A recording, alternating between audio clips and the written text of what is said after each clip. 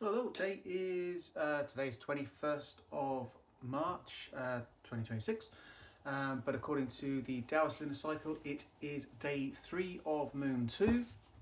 So we are still following through each one day by day. This is following the Lunar Tao by Deng Ming Dao, using as a guide, and then expanding when things from my wheelhouse and the Tao Te Ching, etc.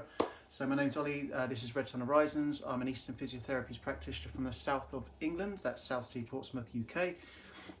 Today's title is Words in the Sun, which is not that literal in that sense, but the opening part really explains a bit better.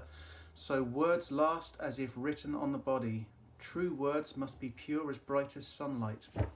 So it's a Taoist principle, obviously. As far as what happens in the calendar, we will expand on that, but what happens in the calendar today is the birthday of the King of Literary Glory, sorry. So the birthday of the King of Literary Glory. Okay, so, and it is fitting with that a little bit. So, the King of Literary Glory, Wenchang Wang, the god of literature, appears as a bearded scholar riding a white horse. Two grooms whose names imply discretion stand behind him, and their names Tianlong translates roughly as deaf heaven, and Diya or Duya translates roughly as mute earth. So, yeah, that is the literary god, obviously. So again, there's always like little deities and statues and everything else. But effectively, today's story is more about being mindful of what we say, because what we speak into existence, and words that seem like something off the cuff in the heated moment, that kind of thing, can like carry with someone. If you say them at a time that is a person is very vulnerable and is a very influential point or tipping point at their life, what can seem like nothing to you can be very causal and lead to other things. Okay, so the King of Literary Glory. So, two grooms whose name imply discretion, deaf heaven, and mute earth. Okay. Yeah. So I kind of went through this last night and circled off the bits I wanted to take out, and then we're going to get to the Tao Te Ching very soon.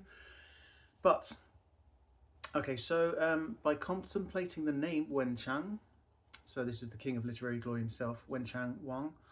So by contemplating the name Wenchang, we can think of how important literature is.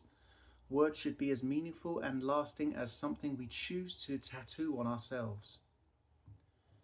Words should be true enough that they can be uttered openly in the light of the sun. Being literate is basically a necessary skill in this world. Unless you can read, write, express yourself, you won't go far. Worse, you'll easily fall victim to those who manipulate language, such as the news, contracts, and laws. The most wonderful aspect of being literate is the ability to read the words of greatest thinkers yourself. If we are literate, then we can also express ourselves and speak words charged with power of our own souls. We give testament to our existence and we convey our truth to others. When we do that, then we truly are expressing literary glory as bright as the sun. Every time I read one of these pages from this, but I mean, I would highly suggest, if you are interested in all this stuff, then buy the book, because I'm only taking pieces from this. But yeah, so how much of this, even though it's someone's modern look at Taoist scripture and Taoist practice, from their however many years experience, but it is so relevant to Western culture today and in the past, etc. So it really ultimately it's because Taoism is a look at nature, it's a look at humanism. So it's a good guide in that sense, and it really does show that things have always happened the same, things have always repeated themselves, and things always go around in these cycles, because ultimately we're still dealing with human consciousness and the human ego and all the other factions, if you want to stick Freudian words in there. Okay, so that bit I particularly like is Being literate is a basic and necessary skill in this world. Unless you can read, write, and express yourself, you won't get far. Worse, you will easily fall victim to those who manipulate language, the news, contracts, and laws. Yeah.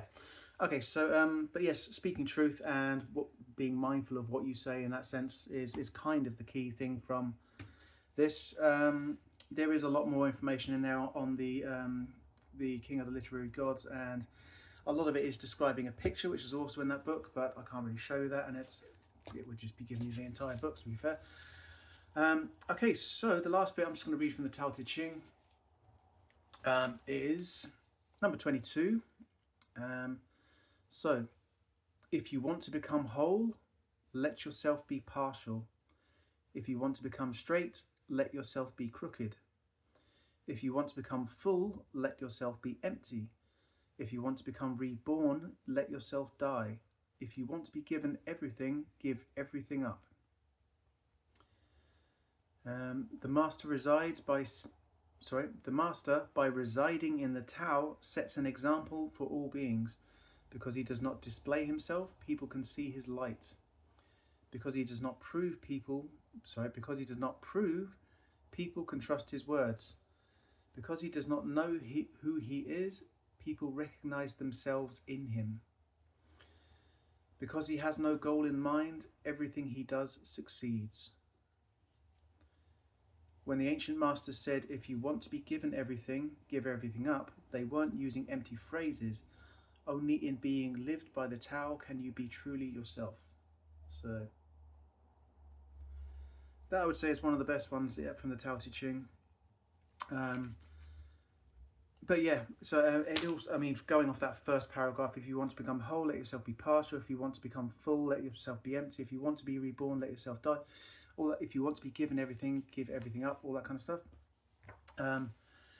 It kind of reminds me of something I was taught many years ago in martial arts, is that back then people couldn't figure out why a Westerner could study a form of kung fu or martial arts and that to the same degree as someone from China, living in China, etc., or at least having those Chinese values.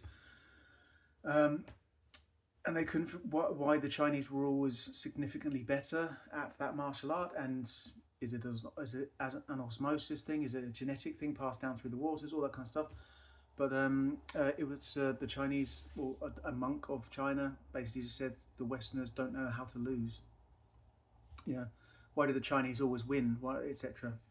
Because we know how to lose. So if you're always trying to win and you never put yourself in that losing position, when you do come up against someone who has put themselves constantly in that losing position, they know they stand apart. I mean, so in something like jiu-jitsu is a perfect example for this. So if you always roll effectively, so sparring, if you always roll with someone and you're always trying to win, at some point someone is going to be better than you, and you're not going to know how to defend yourself. You're not going to have that second nature, first nature, intuitive sort of way of getting out of things and feeling where the other person's going, so you can start to counter. It's it's a really good principle in martial arts. It's in anything, and really it's like, if you're always trying to dominate, if you're always trying to be the leader, you're not really going to be a particularly good leader if you've never followed anyone else's lead. You need to learn from other people's mistakes, and much like in the third paragraph, like that, see yourself in other people and vice versa. Okay, so we are still just about underneath the 10-minute mark, and that is where I'm trying to keep it for each one. So that is everything for today, and happy spring equinox and all that kind of stuff, and I will see you tomorrow.